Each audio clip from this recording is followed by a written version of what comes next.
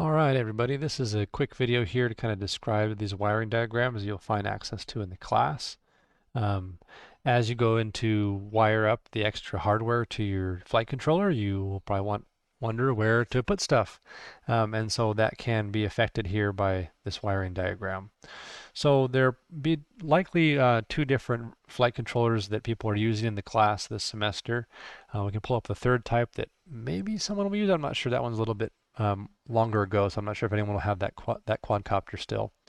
But we're going to cover the two main types, I guess, that I think we'll see in the class this semester. So here on the screen we have the Matek 405, which we used for a couple years in the maintenance class to build our quadcopters. And then we have the newer H743 Slim flight controller, which has been used just this past semester. So whichever one you have, hopefully will get you in good shape. And I might pull up the third one as well and cover that one if we need to. Okay, so basically this diagram is just meant to show you where to put your telemetry radio connection and your GPS. Okay, again, your GPS is what's handed out in class, okay, as part of your course fee. Your telemetry radio is something you need to source yourself as one of your textbook items, just a reminder there. They do have them at the ECE store, so I would go buy them there because actually last I checked, they were cheaper at the ECE store than online because when the ECE store bought them, the price was lower. Anyways, I'd recommend that if you're able to do that. It's just here on campus too, so easy peasy. Um, but either way, you're connecting both of these items to your flight controller, whichever one you have. Okay. So here we have the 405. We'll start off with this one, and you see the board here is oriented in a specific way, right? Here's the pads over here where the battery is connected. Here's the little arrow, so you can kind of see where everything's at. And of course, when you have this picture yourself on canvas, you can zoom in and make sure you're getting everything on the right spots. But basically on the telemetry radio connection, the F405 doesn't have a CTS or RTS line here as far as the radio does. So we see the CTS RTS there. Okay. The telemetry radios have the ability to do a CTS RTS, which is request to send, clear to send, kind of navigation of the packets that go back and forth. But you don't necessarily need that, and our flight controller in this case does not support it, so you don't connect those to anything. Okay.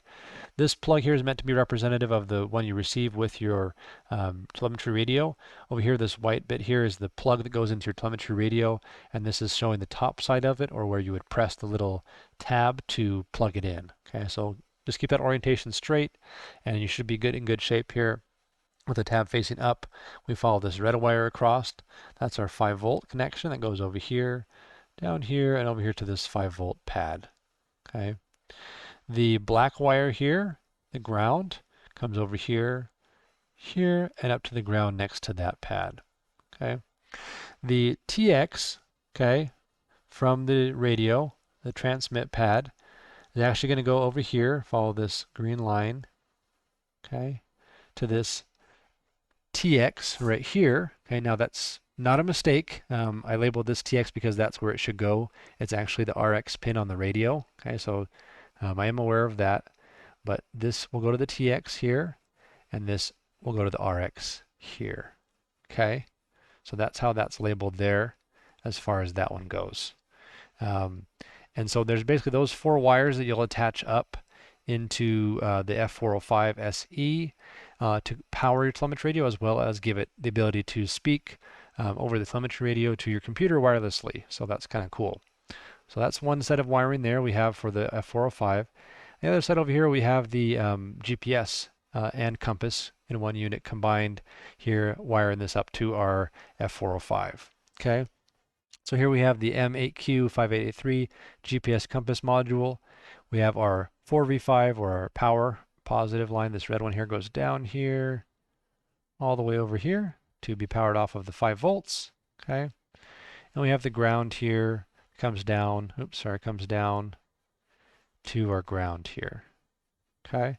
So power and ground there. And then we have the TX line, which I tried to make purple to help perhaps with people who can't see all colors. And I know it's yellow right here, but the TX5 line, this magenta line here, okay, across here goes to the TX4 pad, okay, and then we have RX right here, this blue line going down to the RX4 pad.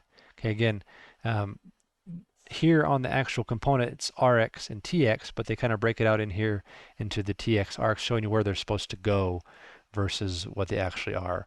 Don't pay attention to the 5 here, just bring them over to the pads I showed you here, RX4 and TX4 on the board. Okay. DA2 is this whitish grayish line. It's going to go over here to the DA1 pad. Okay.